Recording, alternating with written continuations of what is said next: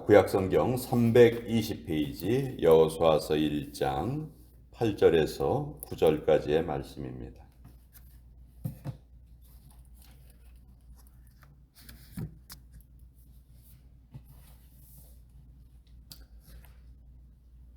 여호수아서 1장 8절에서 9절까지의 말씀 찾으셨으면 우리 같이 읽겠습니다. 시작. 이 율법책을 내 입에서 떠나지 말게 하며 주의하러 그것을 묵상하여 그 안에 기록된 대로 다 지켜 행하라. 그리하면 내 길이 평탄하게 될 것이며 내가 형통하리라. 내가 네게 명령한 것이 아니냐. 강하고 담대하라. 두려워하지 말며 놀라지 말라. 내가 어디로 가든지 내 하나님 여호와가 너와 함께 하느니라 하시니라. 하나님의 말씀입니다. 아멘. 이 여호수아서 모세의 시종이었던 여호수아가 이제 모세의 뒤를 이어서 이스라엘 백성들을 이끌고 가나안 땅을 들어가게 됩니다. 안타깝게도 모세는 가나안 땅에 들어가지 못하고 그 역할을 자기의 시종이었던 여호수아에게 모두 다 맡깁니다. 이 여호수아에게는 정말 엄청난 중압감이 찾아왔을 것입니다. 사실 모세가 대단한 인물이었는데도 불구하고 이스라엘 백성들이 참 많이 모세를 원망하고 광야 생활을 하면서 어려움을 얼마나 많이 겪었는지 그걸 옆에서 제일 잘 지켜본 사람이 여호수아였어요. 모세는 자기의 형이나 누나를 통해서도 비난을 받았었고요. 또 고라 자손들이 또 모세를 아주 조직적으로 대항을 하기도 했고 또 이스라엘 백성들 전체에게 미움을 받기도 했습니다. 그것을 모세가 얼마나 어렵게 그 일을 해냈는지를 가장 잘 알고 있는 여호수아가 이제 그 모세 대신에 그 일을 떠맡게 된 거예요. 그러니 이 여호수아의 마음이 얼마나 부담이 컸는지 우리가 상상할 수가 있습니다. 게다가 이 모세가 죽었습니다.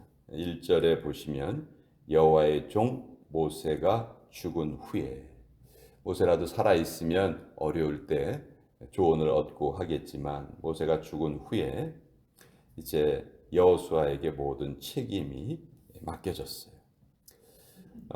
그때 하나님이 직접 여호수아에게 말씀을 주시는데 모세가 처음에 가시나무 떨기가 불타는 장면을 보면서 하나님께 사명을 받을 때 모세에게 주셨던 그 말씀을 똑같이 여호수아에게도 주십니다. 강하고 담대하여라. 그래서 내가 너에게 맡긴 사명을 잘 감당하여라. 그러면서 다른 어떤 비결을 말씀해 주시는 것이 아니고 오늘 우리가 읽은 이 8절과 9절의 말씀을 여호수아에게 말씀하십니다.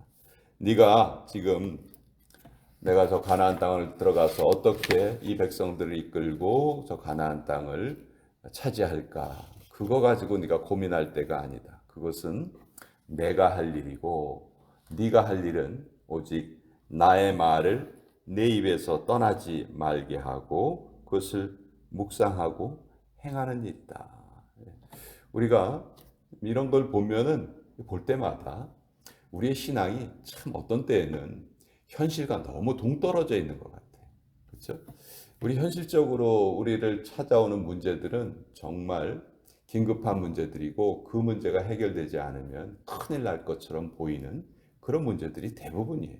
그렇지 않은 것에는 우리 고민을 별로 하지 않습니다. 근데 하나님은 우리가 어떤 문제를 만났을 때 이 문제를 좀 풀어주세요라고 하나님께 기도를 하면 하나님은 늘 근본적인 치료책을 우리에게 알려주세요. 지금 그게 중요한 것이 아니다. 그것 때문에 네가 마음을 쏟아야 될 것이 아니고 네가 정말 해야 될 것은 따로 있다. 그것을 네가 이루면 그 나머지 문제들은 저절로 내가 다 해결을 해주마. 이게 하나님께서 계속 우리를 가르치시는 방법인데 우리는 좀 다른 방법을 쓰려고 하죠. 이거는 별로 신경 쓰고 싶지 않고 그냥 요때 하나님이 그냥 만병통치약인 것처럼 요거 해결해 주시고 요거 해결해 주시고 요거 해결해 주시고 마치 그것이 우리의 신앙생활인 것처럼 그렇게 생각하기가 쉽습니다. 그러다 보니까 우리 신앙생활에 깊이가 없고요. 응용력이 없는 거예요. 우리가 가장 근본적인, 가장 기본적인 방법을 터득을 하면 그 외에 일어나는 여러 가지 상황에서 똑같은 원리를 적용을 해서 그것을 다 이겨낼 수가 있습니다. 이때가 다르고 저때가 다른 것이 아니죠. 그냥 우리 인생에 일어나는 모든 일들은 다 하나님의 장중에서 하나님의 계획 안에서 하나님의 섭리 안에서 이루어지는 일이기 때문에 가장 중요한 것은 하나님과의 관계라는 것이죠. 그것만 똑바로 우리가 수립할 수 있다면 그것을 이루기 위해서 우리의 모든 노력을 다 한다면 나머지 것들은 다 부수적인 것이고 그것은 별로 중요하지 않은 것이다. 지금 여호수아는 하나님 제가 이 백성을 이끌고 저 땅을 어떻게 들어가서 어떻게 무슨 작전을 쌓아서 세워서 어떻게 해야 되겠습니까? 사실 여호수아는 그거 고민하고 있었는지 몰라요. 근데 첫 번째 전투에서부터 하나님은 인간의 방법이 아무런 소용이 없다 하는 것을 알려주시죠. 오히려 여리고 전투를 하기 전에 할례를 행하라고 명하시고 그 성을 넘어가기 위해서 어떤 작전을 쌓아야 되는지 그걸 고민할 것이 아니고 그저 내가 너에게 알려준 대로 그 성을 빙글빙글 돌아라. 이런 말도 안 되는 그런 명령을 주시고 그렇지만 실제로 그것을 그대로 실천했을 때 그것이 다 이루어지는 것을 우리가 보게 되죠. 우리 인간이 생각한 그 어떤 방법보다 더 강력한 방법으로 하나님께서는 그것을 다 이루어 주시는 거죠. 그러니까 우리 신앙생활이라는 게 늘 근본에 집중하는 것이다. 우리가 오늘도 우리의 마음이 참 많이 나뉠 것입니다. 오늘도 우리에게 들려오는 소리가 때때로 우리의 마음을 흔들 것입니다. 때때로 우리의 마음이 걱정에 빠지기도 할 것입니다. 잘못된 생각에 휘둘리기도 할 것입니다. 그러나 그때 우리가 다시 돌아와야 될 그 가장 기본적인 것은 하나님의 말씀이라는 것이죠. 이 율법책을 내 입에서 떠나지 말게 하며 주야로 그것을 묵상하여 그 안에 기록한 대로 다 지켜 행하라. 여기 보면 가장 중요한 단어는 행하라죠. 행하라. 행하기 위해서 율법책을 묵상하고 이제 그 과정이 필요한 것이죠. 자, 우리가 아침마다 이렇게 이 자리에 모입니다. 아침마다 이 자리에 모여서 하나님의 말씀을 한 권씩 한 권씩 발췌를 해서 그것을 같이 묵상을 합니다. 이거 왜 하는 거죠? 왜? 여기에서 받은 것을 행하기 위해서 하는 거죠. 그렇죠? 근데 우리가 이것을 행동으로 표현하지 않는다면 사실 목적이 잘못된 걸 수가 있어요. 잘못 생각하면 우리가 그냥 아침에 고요한 시간에 이 자리에 모여서 하나님이 이렇게 좋은 말씀을 하셨구나. 아이고 참 좋은 말씀이네.